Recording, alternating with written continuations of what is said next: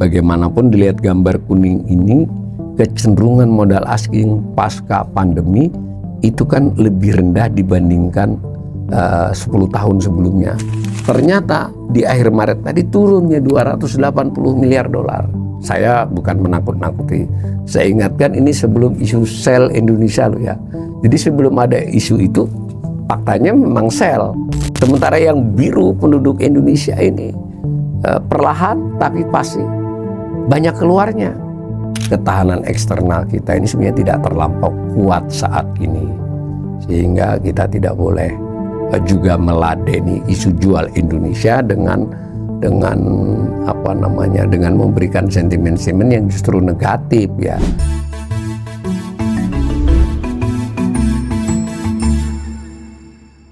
Salam cerdas, komunitas pembelajar yang saya hormati. Berjumpa kembali dengan saya di kanal Awali Rizky dalam sesi Assessment Ekonomi. Assessment saya kali ini mencermati soal apa yang disebut sebagai posisi investasi internasional Indonesia. PIII ya, I-nya 3 kali. Itu informasi yang diberikan oleh Bank Indonesia setiap 3 bulan. Tapi nanti saya kaitkan dengan beberapa hal lain. Nah, salah satunya kan dalam 2 minggu ini beredar isu, kemudian juga ya sebutlah semacam pembicaraan di medsos bahwa apa yang disebut sebagai jual Indonesia, katanya, sell Indonesia, menimbulkan reaksi pro kontra. Namun sayangnya mungkin sebagian dari perbincangan itu kurang memahami apa yang sebenarnya sedang terjadi ya. Jadi kemana-mana kata-kata jual Indonesianya yang ditafsirkan macam-macam. Nah, terkait dengan itu, menurut saya informasi yang diberikan Bank Indonesia dan nanti saya ulas ini mungkin bisa ya menjadi bahan kalau umpama para pemirsa juga ingin ikut bercakap tentang itu. Nah, kita sudah berkali-kali di kanal ini menjelaskan ya bahwa ada dinamika ekonomi yang terkait dengan transaksi antara penduduk Indonesia dengan penduduk asing ya. Ya, penduduk itu pengertiannya ya individu, ya korporasi perusahaan, ya pemerintah, ya lembaga atau apapun dalam badan hukum sebagai penduduk Indonesia.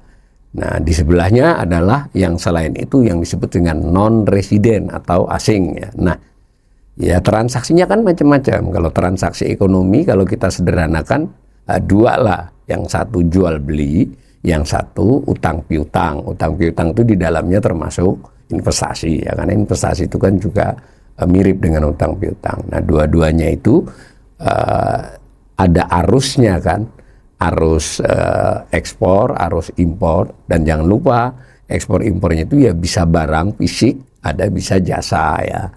Nah, kemudian juga utang piutang itu ya bisa kita diutangi, bisa membayar utang, bisa kita juga memberi utang. Nah, bisa juga investasi, kita membeli saham kita dibeli oleh asing atau sebaliknya penduduk Indonesia membeli saham dan seterusnya. Nah, catatan dari Bank Indonesia itu mengikuti tata cara manual internasional. Jadi tidak asal catat. Mengapa demikian? Supaya bisa dibandingkan antar negara. Nah, yang dipakai adalah standar yang dikeluarkan oleh International Monetary Fund ya, IMF. Nah, setiap 10-15 tahun ada beberapa perubahan tata cara manual pencatatan, dan setiap negara juga melakukan beberapa penyesuaian yang tidak merubah substansi catatan. Nah, catatan tentang arus itu artinya ya tadi kan berarti bisa kita menerima karena kita mengekspor barang, atau karena kita memperoleh utang kan menerima arus uang valuta asing ya masuk ke Indonesia, dan sebaliknya kita bisa melakukan impor, berarti barang kita beli tapi yang dicatat oleh catatan ini adalah duitnya gitu, bahwa kita menerima uang karena mengekspor barang. Nah, begitu juga kalau kita membayar cicilan utang, atau juga penduduk Indonesia tidak semuanya, mohon maaf, ada juga yang kaya ya, yang juga melakukan investasi di luar. Penduduk itu ya saya ulangi lagi bisa perusahaan.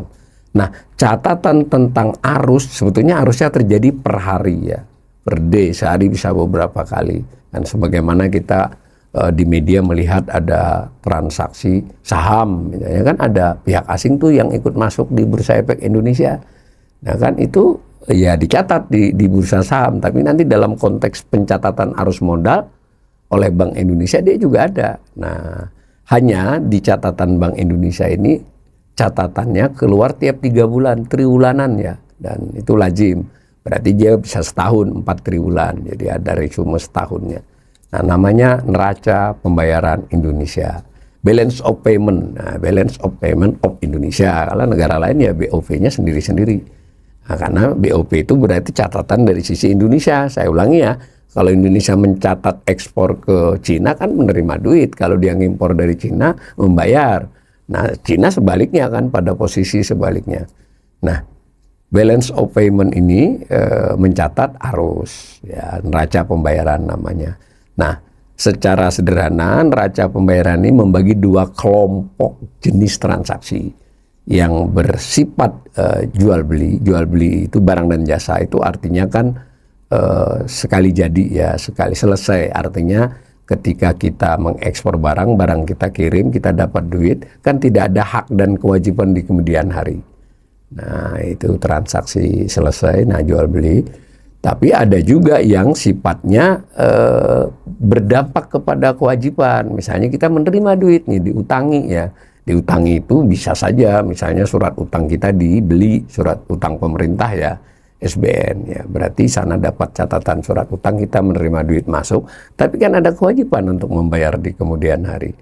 Nah, kelompok yang transaksinya adalah jual beli, itu disebut dengan transaksi berjalan. Agak aneh memang namanya, current account. Kalau disebut perdagangan ya perdagangan barang dan jasa. Kalau yang oleh BPS itu hanya barang ya, ini kan Bank Indonesia.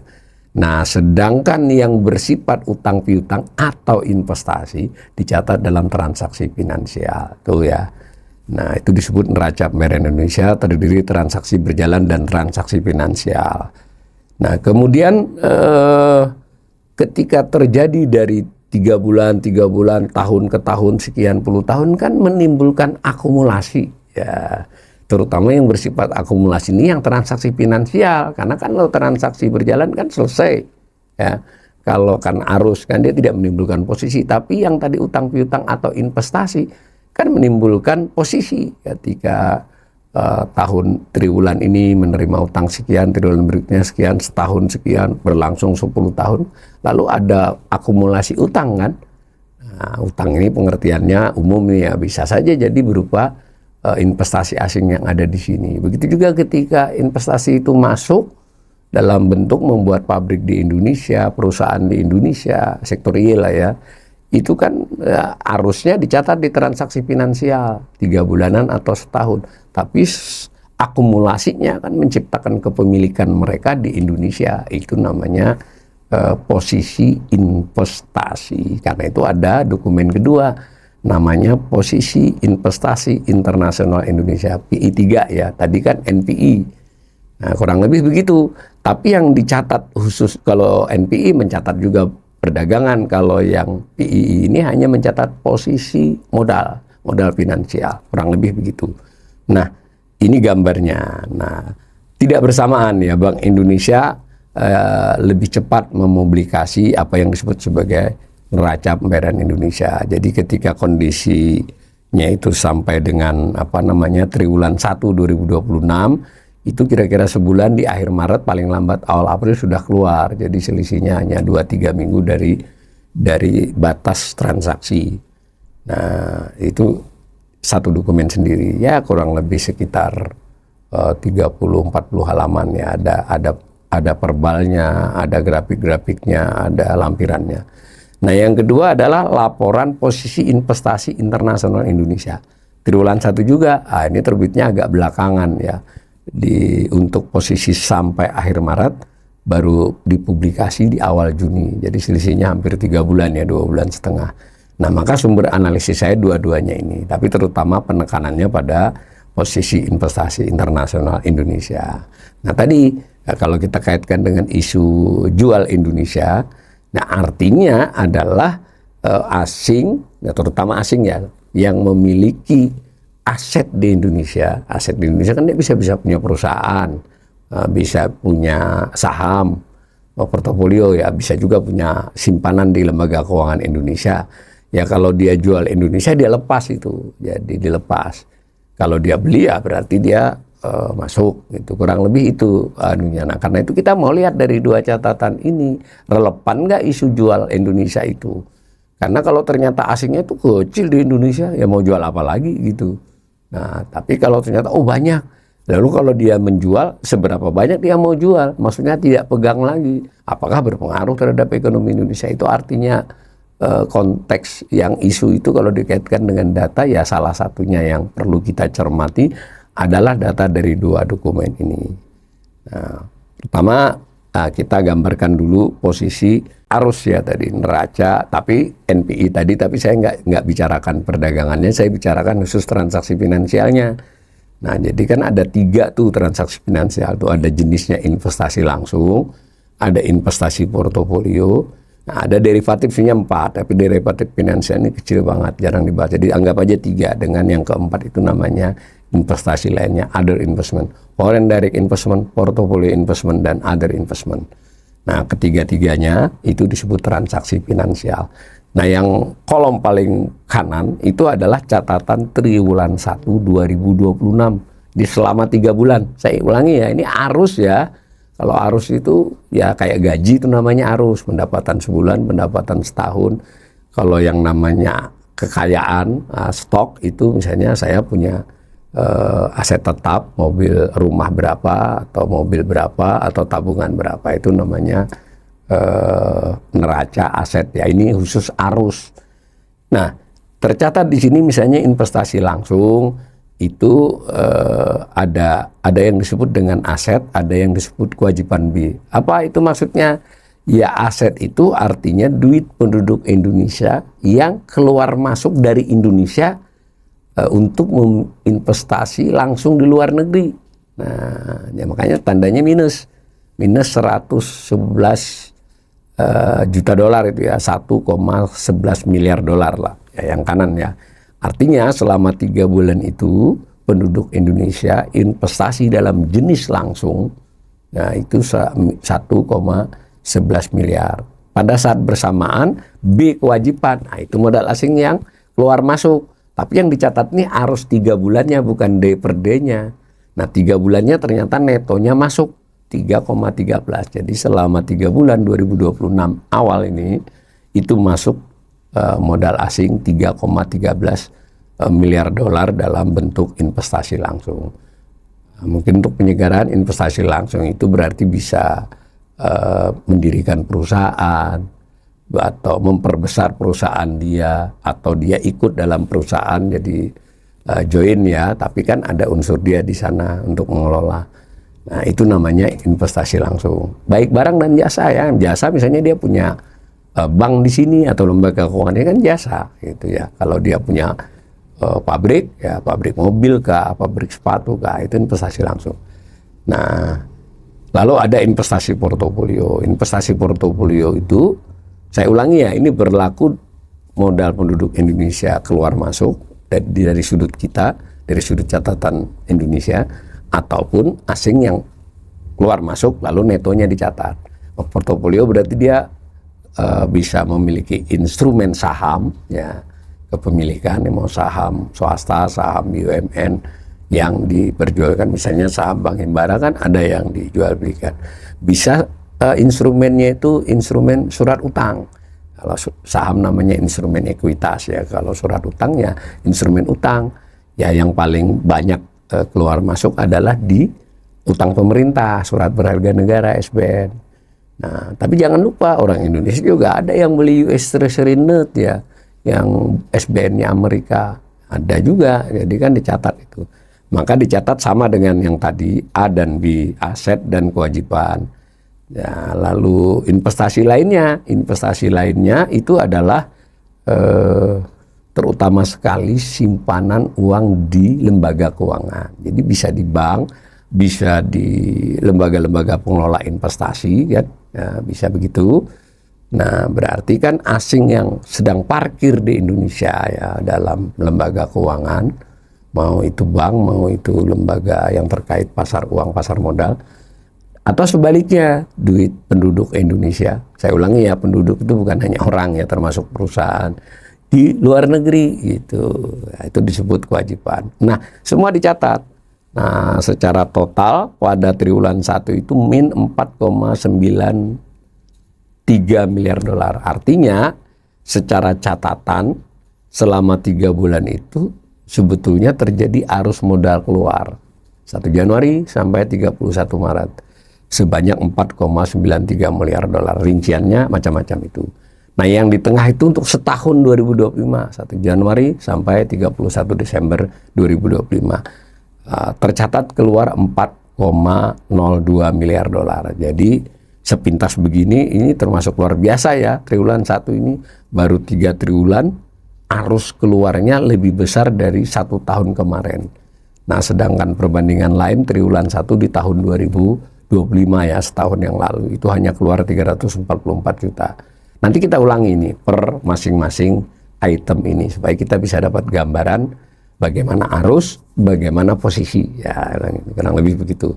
Nah, kalau digambar ini, nah ini kan angka triwulan 1 25, setahun 25, lalu triwulan 1 26. Nah, ini semua setahun dari 2024 sampai dengan 2025. Arus setahun, kecuali yang paling ujung itu arus 3 bulan.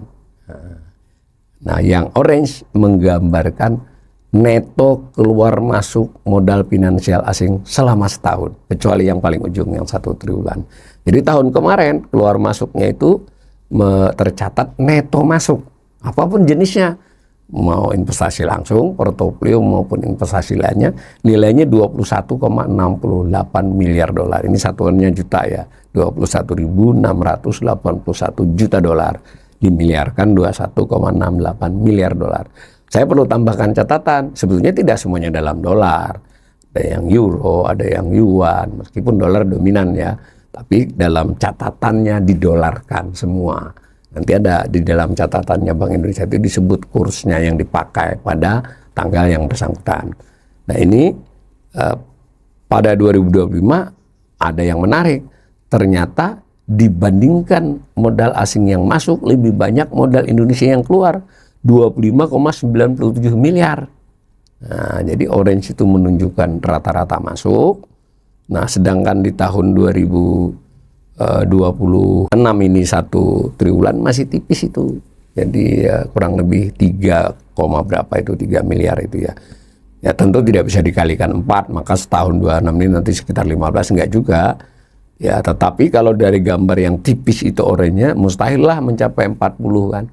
Kalau di rata-rata nih, rata-rata dari 2024 sampai 2025 setahun tuh rata-rata modal asing masuk tuh 30.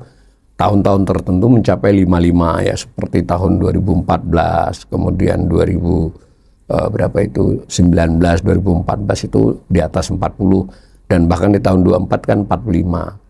Tapi kalau di rata-rata ada yang di bawah 20, ada yang 30. Jadi bagaimanapun dilihat gambar kuning ini, kecenderungan modal asing pasca pandemi itu kan lebih rendah dibandingkan 10 tahun sebelumnya.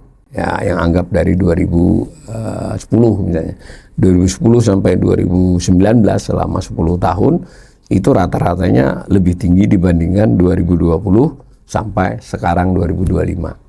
Nah, itu faktanya seperti itu. Nah, pada saat yang bersamaan yang biru, yaitu modal penduduk Indonesia, perlahan tapi pasti trennya naik. Memang ada kadang-kadang turun, tapi kan tampak kan lebih biru, lebih ini.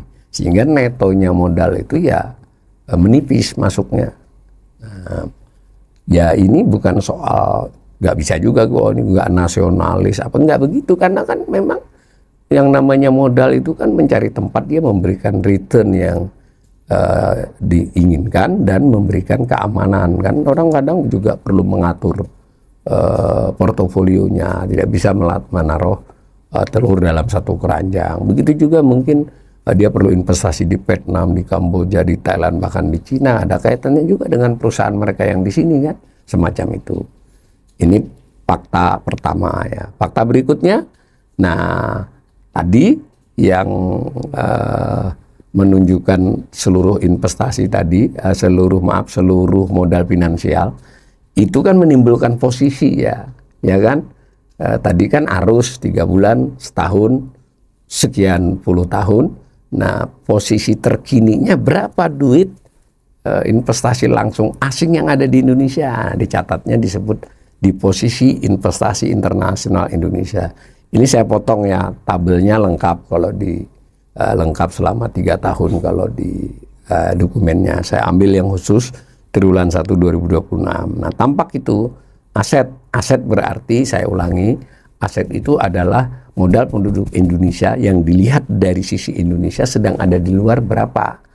Nah, itu kan yang investasi langsung 144 miliar ya. 144.128.000. Ya, kalau dimiliarkan 144,13 miliar.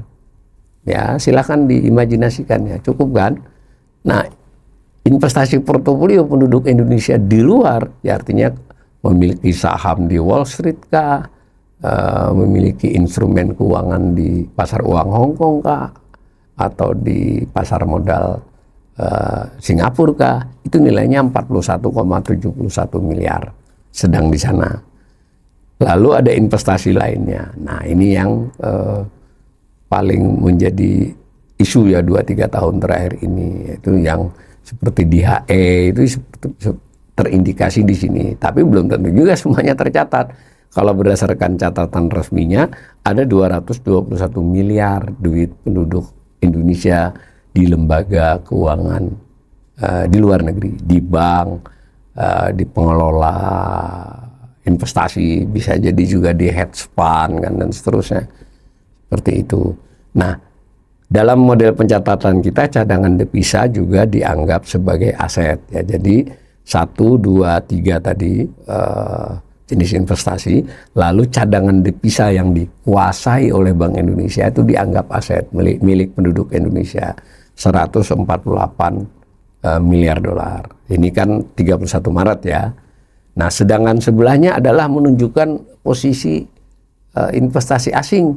Nah, itu yang langsung itu nilainya 314 miliar dolar.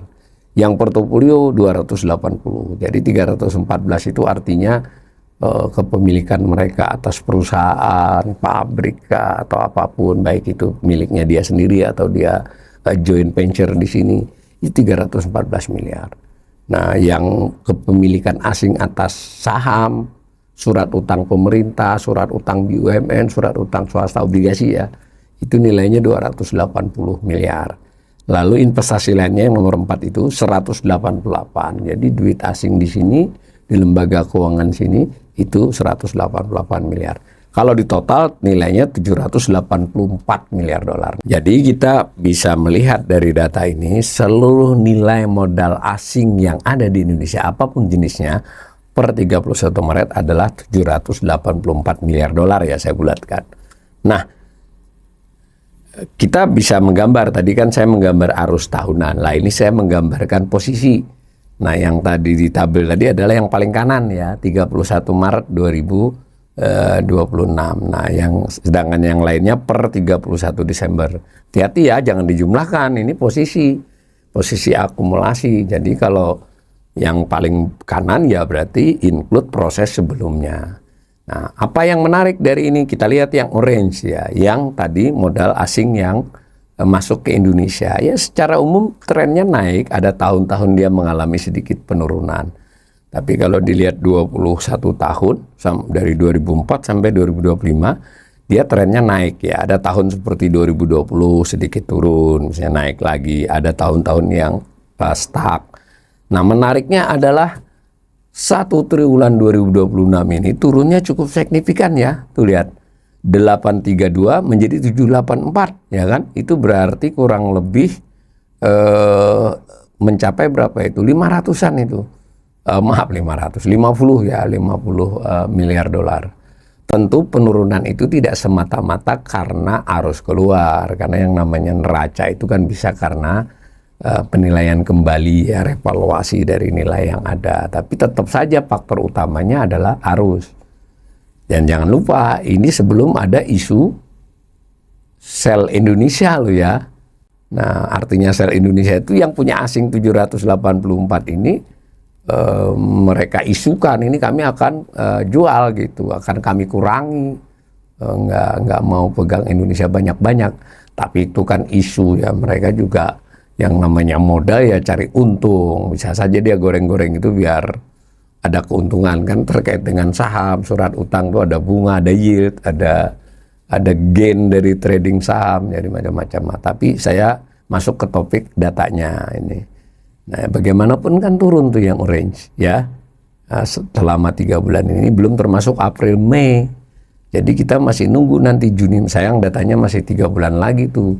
Nah, bisa saja kondisi 2-3 bulan ini yang sedang berjalan ini bisa berdampak penurunan lebih lanjut pada posisi. Tentu ditandai dulu di arus tadi ya.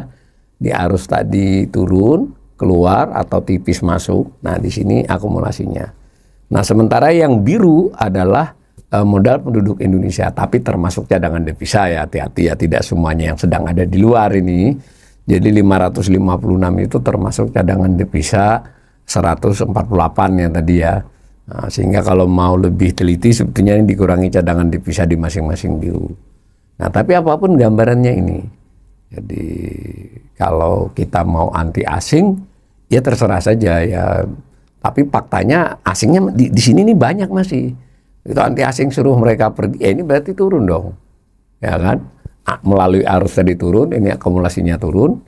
Dan tentu saja kalau dilihat ini selama 3 bulan 2026 belum sampai Juni loh ya, 3 bulan, tentu arus tadi lalu posisi ini itu salah satu yang mempengaruhi rupiah melemah kan. Artinya memang tidak banyak tambahan pada modal yang masuk ke sini. Nanti juga terlihat di cadangan devisa ya, cadangan devisa nanti di slide berikut. Ini secara keseluruhan. Bagaimana secara jenis? Nah, saya percepat sedikit ya, secara jenis. Tadi kan ada 3 jenis yang kita analisis. Nah, investasi langsung yang orange. Jadi sebetulnya tidak salah juga ketika pemerintah, terutama mungkin BKPM atau Menteri Investasi, Indonesia masih cukup menarik. Masih banyak modal asing yang masuk ke sektor real Indonesia, foreign direct investment. Iya, ini gambarnya biru, orange. Tapi kalau dibilang kita sangat menarik kan enggak juga. Terjadi fluktuasi dari tahun ke tahun dan arusnya belum pernah mencapai arus 2014 ataupun 2019. Ya mendekati seperti tahun kemarin 22. Dulu kan pernah 24, pernah 25. Jadi tidak ya dibilang tidak menarik, ya masih masuk menarik. Tapi dibilang menarik, tidak ada peningkatan daya tarik masuk foreign direct investment. Nah, bahkan di 3 triwulan ini hanya 3 miliar dolar, 3,13. Ya, tentu tidak bisa ya dikalikan 4 ya, bahwa nanti hanya sekitar 12, enggak. Karena dinamika triwulan 2, 3, 4 kita belum tahu. Tapi bagaimanapun untuk membayangkan dia melompat menjadi 24, 25, saya kira sulit itu. Kemungkinan ya di bawah 20 kan, kalau dilihat pola ini. Nah, pada saat yang bersamaan yang biru, ya modal penduduk tetap keluar kan gambarnya. Tidak sederas asing yang masuk, tapi trennya menarik, trennya pelan-pelan meningkat. Nah, akibatnya akumulasi dari modal jenis investasi langsung di Indonesia itu tadi sudah kita katakan di depan 314 miliar dolar ya, yang paling kanan ya, ini juta ya satuannya. Turun kan dibandingkan akhir 2025. Jadi berita bahwa investasi 1 triwulan ini baru saja diumumin ini. Modal asing masuk sekian. Itu kan catatan yang terkait dengan Kementerian Investasi atau BKPM, karena setiap investasi itu harus dicatat. Tapi belum tentu yang luar masuk.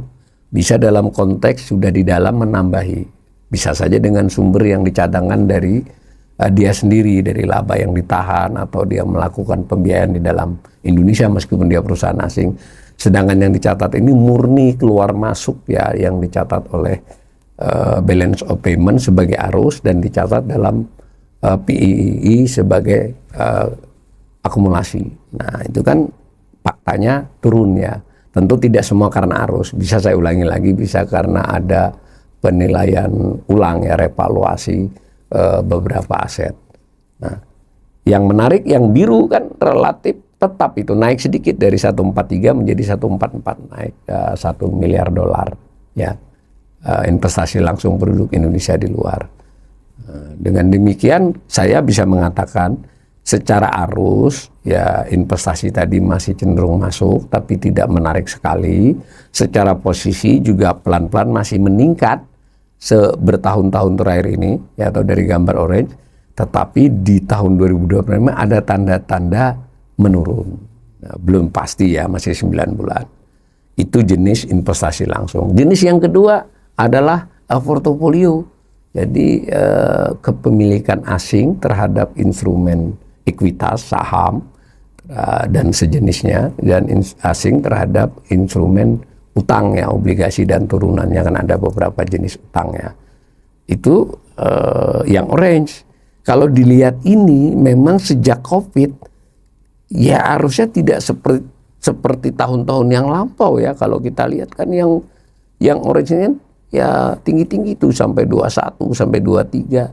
Yang sekarang ini baru 2024 tadi sempat 12 miliar ya. Yang lainnya tipis-tipis, bahkan di 2022 dan 2025 yang lalu netonya keluar. Saya ulangi ya, peristiwanya itu kan day per day, week for a week, ada month to month. Tapi total setahunnya ya ini ya netonya. Jadi 2025 kemarin ya berarti asing banyak menjual surat utangnya maupun ekuitasnya, sahamnya. Nah, itu yang pengertian jual Indonesia ya kalau mau diartikan. Tapi tadi saya ulangi, bedakan ya antara rumor, isu karena mereka mungkin gertak, itu biasalah orang berdagang.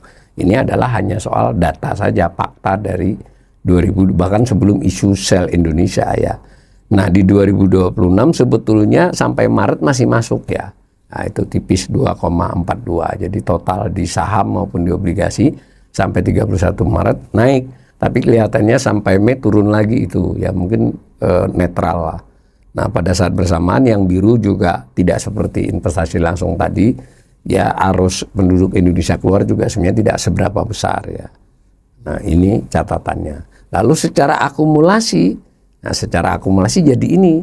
Karena kan dia tiap waktu masuk, keluar secara neto setahun lebih banyak masuknya, mengakibatkan sampai mencapai 299 miliar dolar ya di 2019. Tapi setelah itu ya landai. Kalau dilihat gambar kuning ini sebetulnya sesuai dengan ya ini tadi. Kan karena dia kalau dinetokan itu nggak banyak neto masuknya. Dan jangan lupa ada faktor evaluasi tadi. Ya segitu saja di 290-an. Nah, ternyata di akhir Maret tadi turunnya 280 miliar dolar. Saya bukan menakut-nakuti. Saya ingatkan ini sebelum isu sell Indonesia loh ya. Jadi sebelum ada isu itu faktanya memang sell gitu ya, meskipun tidak sell besar-besaran ya. Nah, kalau ada rumor itu perlu juga diwaspadai oleh otoritas ya, jangan sampai isu itu berkembang menjadi kenyataan ya, bahwa mereka benar-benar melepas. Nah, kecuali mereka melepas kita siap gitu. Tapi buktinya kan pemerintah kan rajin menerbitkan surat utang global bond. Ya selama 2026 ini mungkin sudah 10 miliaran dolar ya. Ada euro, ada dolar, ada panda bond, ada samurai bond, ada kangguru bond. Artinya kan terlepas dari beberapa netizen, kita jangan jadi antek asing, Purbaya tidak mau diutangi IMF. Tapi faktanya pemerintah buat surat utang untuk dibeli asing. Nah, itu kan portofolio itu. Ya, SBN itu jenis investasi portofolio. Dan ketika MSCI memberikan rating yang kurang baik dari sisi outlook, lalu memberikan catatan-catatan, otoritas OJK dibantu oleh otoritas bursa kan berusaha memperbaiki. Itu artinya khawatir kalau asing keluar dari saham-saham Indonesia kan gitu maksudnya. Itu faktanya kan begitu. Jadi kita nggak boleh munafik kalau menurut saya. Ya bahwa kita juga jangan takut dengan gertakan. It's okay. Negara harus begitu. Tapi jangan sok juga gitu. Nggak butuh. Ya udah lo keluar aja semua. Jual aja Indonesia. Hati-hati ya. Kita baru dikeluarin sedikit aja sudah rupiah lemah begitu. IHSG sudah sempat drop. Meskipun ini membaik. Tapi kan mau lanjutnya seperti apa kita kan masih perlu waktu, perlu strategi dan sebagainya. Ini faktanya. Nah sementara yang biru, penduduk Indonesia pelan tapi pasti, meskipun perlahan tadi arusnya, akumulasinya makin banyak punya saham dan surat utang luar negeri ya. Nah, yang ketiga jenis terakhir yaitu jenis investasi lainnya. Saya ulangi, ini adalah jenis terutama simpanan di lembaga keuangan ya, perbankan dan lembaga keuangan lainnya. Lihat yang orange, ini arus ya, arus setahunan, kecuali yang paling ujung arus 3 bulan. Ya memang kan sudah bertahun-tahun ini yang orange ini volatile ya, jadi modal asing itu volatil terhadap investasi lainnya. Dan ada tahun-tahun yang dia bahkan keluar kan, yaitu keluar. Dan tahun 2026 ini masuk tapi tipis banget itu. Kalau nggak salah cuma 274 juta itu kalau angkanya. Nah sementara yang biru penduduk Indonesia ini perlahan tapi pasti banyak keluarnya. Ya, dan saya kasih selisih itu yang garis hitam itu selisih antara modal asing berjenis investasi langsung dengan modal penduduk Indonesia secara neto berjenis investasi langsung, banyakkan penduduk Indonesia yang keluar. Nah, hitam itu menunjukkan netonya. Udah bertahun-tahun ini kalau diselisihkan itu banyak keluarnya. Ini fakta. Jadi kalau nanti ada soal jual Indonesia, sell Indonesia, mungkin yang biru ini harus diyakinkan ya. Lu kenapa menaruh duit di bank luar negeri, mengapa menaruh duit di lembaga investasi asing, atau bahkan di hedge fund dan seterusnya ya. Nah, tapi ini kan aturan mainnya kan memang mereka bebas, yang duitnya sendiri kok. Nah, mulai dibatas-batasi, tapi kalau sudah terlanjur di luar, sempat juga ini beberapa waktu ini beritanya, Pak Burya minta bawa balik ke sini. Nah, dengan instrumen apa yang nyuruh bawa balik? Oh, kita penganut open economy kan. Ya harus ada aturannya dong, nyuruh duit orang mau parkir di mana kan. Nah, misal, kecuali dia adalah duit korupsi kan, itu beda lagi. Nah, itu kan harus ada peristiwa hukumnya. Nah, ini fakta ini harus benar-benar ini soal other investment ini dialami 10 tahun terakhir. Dulu masih mending ya. Sekarang begitu. Nah, secara akumulasi bagaimana? Nah, ini akumulasinya sejak tahun 2022 yang biru, duit penduduk Indonesia di luar, di lembaga keuangan, itu lebih besar daripada duit asing di lembaga keuangan Indonesia. Sejak 2022. Dahulunya enggak kan? Dahulunya banyak asing yang parkir di sini dibandingkan penduduk yang parkir di luar. Nah, birunya terus naik. Yang orange-nya fluktuasi, ada sedikit kenaikan-kenaikan tapi kalah cepat dengan yang biru. Nah, menurut saya salah satu kunci capital outflow inflow itu jangan lihat di saham dan di obligasi atau di investasi langsung saja, tapi other investment, karena ini hot money ya, uang panas, bahkan mungkin very hot, sangat panas, bisa keluar masuk, atau dia ekspor, dia tidak bawa ke sini duitnya, dia ngutang sebagai perusahaan tapi duit utangannya taruh saja di luar. Nah, seperti itu. Ini gambarnya. Nah, instrumen apa yang mau dipakai pemerintah untuk membuat yang orange ini yang biru ini masuk? Ya, itulah kebijakan kan. Tetapi jangan lupa, kebijakan itu tidak hanya urusan regulasi tapi urusan kredibilitas ya. Jadi kredibilitas, kepercayaan. Nah, kalau pemerintah dan Bank Indonesia dan juga OJK tidak bisa menggambarkan bahwa kalau duitmu ada di Indonesia itu aman, baik kepada yang orang yang asing maupun kepada penduduk Indonesia, nggak dirampas kok gitu, terutama yang penduduk ya. Kalau yang asing kan nggak berani mungkin ngerampas. Bukan hanya itu, kamu juga dapat imbalan yang memadai. Tapi kalau menurut saya sih faktor utamanya lebih kepada keamanan mereka. Karena kalau dilihat imbal hasilnya masih lebih banyak di Indonesia. Jadi kalau naruh duit di Indonesia lebih banyak untungnya secara nominal. Tapi kan tidak hanya itu keputusan investasi, ada risiko-risiko yang dihitung. Ini posisi investasi internasional Indonesia dalam bentuk investasi lainnya. Nah, sampai kita kepada posisi cadangan devisa. Secara pencatatan PIII tadi, cadangan devisa ini tergolong aset. Nah, cuma saya kasih data yang lebih terkini ya. Kalau di PIII sampai akhir Maret saja tadi 148. Sekarang 145 ya, tepatnya 144,90. Ya kita bulatkan 145, turun kan. Apa yang menarik dari gambar ini? Ini selama 5 bulan pertama tahun 2026 ini luar biasa ya penurunannya. Jadi ini kita mengalami, kalau dibandingkan setahun, Mei tahun 2025 turunnya 4,97%. Jadi di era pemerintahan Prabowo ini, sejak beliau menjabat sampai sekarang, jumlah posisi cadangan devisa itu turun. Padahal tadi kita lihat, sudah menerbitkan global bond cukup besar, artinya kita narik utang luar negeri. Bahkan ini Bank Indonesia juga ikutan, tercatat juga di sini. Membuat SRBI ya utang, Bank Indonesia narik juga asing. Nah, di dalam data ini belum termasuk, tapi kan hari-hari ini sudah ada berita, dan Antara juga buat global bond untuk menarik duit. Tapi cadangan devisanya seperti ini. Apa artinya? Ya artinya kan dia dipakai. Kalau makai itu kan yang utama itu adalah ekspor dan impor. Impor berarti kalau makai, kalau ekspor kan terima. Karena itu setiap pengumuman cadangan devisa, Bank Indonesia mengatakan ini cukup kuat, cukup untuk membiayai impor 6 bulan dan cicilan utang pemerintah 6 bulan gitu. Tapi ternyata kan tidak relevan juga, karena kalau dipikir-pikir impornya ya tidak mengalami peningkatan yang berarti. Nah, lalu dinyatakanlah sebagian cukup besarnya belakangan ini dipakai oleh Bank Indonesia untuk intervensi. Maksudnya ya baik agar rupiah tidak terlalu melemah. Karena itu juga di 2 minggu di bulan Juni ini menguat itu. Tapi jangan lupa loh ya, kita nggak bisa euforia. Wah sekarang sudah kembali ke 17,7 ya, bahkan sempat 17,6. Yang ngelihatnya ketika kita sudah sempat mencapai 18.100 mungkin, ya nggak begitu. Ingat loh, sebelumnya kita hanya 17.000, nggak sampai kan di 1 Januari.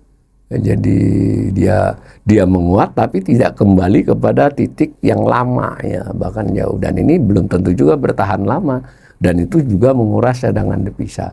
Kekuatan untuk nanti biar rupiah itu tidak melemah lagi, itu kan tadi pada semua yang diceritakan di atas tadi, ditambah dengan soal ekspor impor ya, neraca perdagangan barang dan jasa, kurang lebih begitu.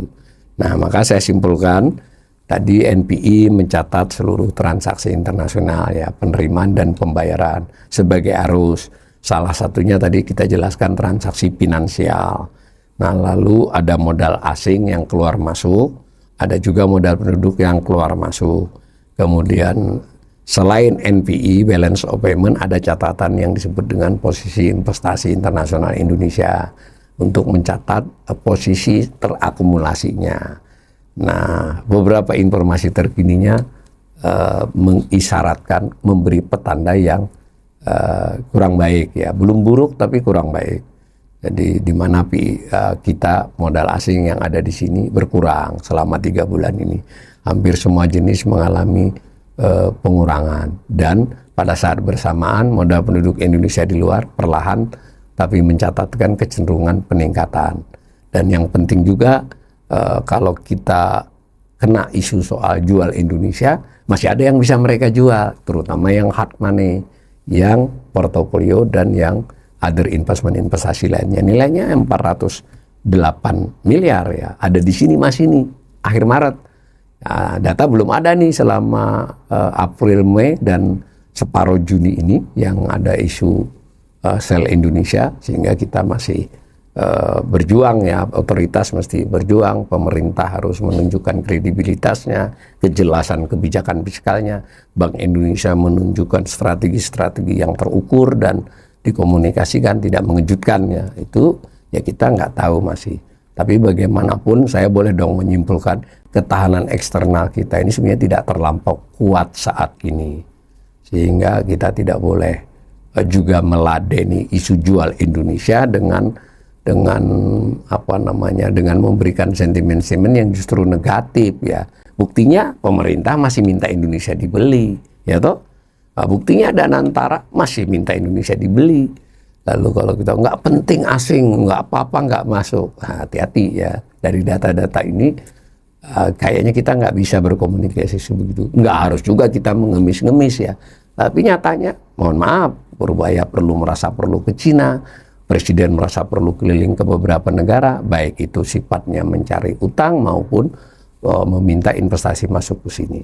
Tapi bagaimanapun saya mengapresiasi ya, mudah-mudahan pemerintah memahami persoalan ini bukanlah persoalan biasa ya. Ini kita dalam kondisi yang ya sebutlah memerlukan suasana sense of crisis ya.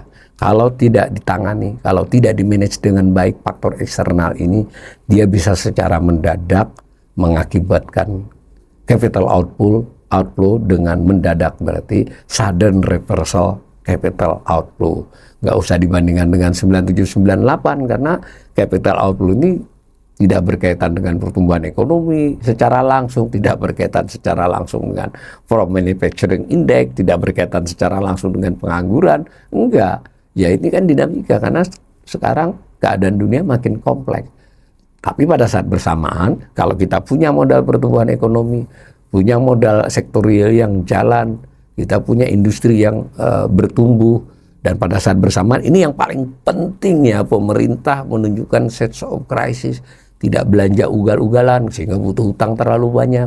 Kemudian Bank Indonesia juga ya harus berkoordinasi dengan pemerintah, tapi dia bukan underbow pemerintah, dia adalah otoritas ekonomi yang juga harus mengatur bagaimana gas dan rem bersama-sama pemerintah itu match ya, sinkron ya, saling mengingatkan. Juga OJK ya tidak benar juga kalau OJK menjadi kepanjangan tangan pemerintah begitu saja, karena arus keluar masuk di saham dan di pasar surat utang itu sangat penting artinya pada kondisi eksternal kita yang ujungnya antara lain adalah nilai tukar rupiah kita. Mudah-mudahan ke depannya kondisinya makin baik.